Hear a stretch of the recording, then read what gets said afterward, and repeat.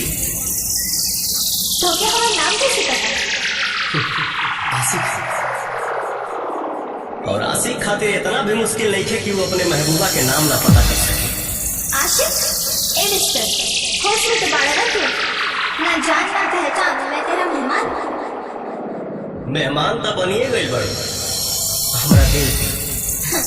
बाकी तू हमारे दिल के मेहमान बता, हमारे दिल के बाहर पहरेदारी करे के भी लायक नहीं।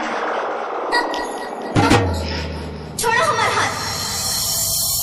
प्यार करेंगे हद से ज्यादा, खुद से ज्यादा, उड़न से भी ज्यादा।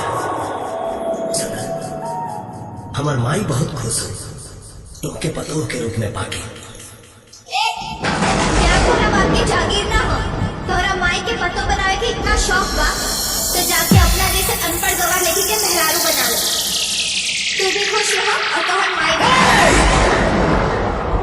इकरा आगे एक शब्द भी बोले दया बच्चे पहचान लेंगे तो के भुला तो नहीं सकते। कहा कि प्यार करेगा जब तक ते खुद चल के ना आएगी तब तक तोरा के हम पलट के भी देखन तो मत कर।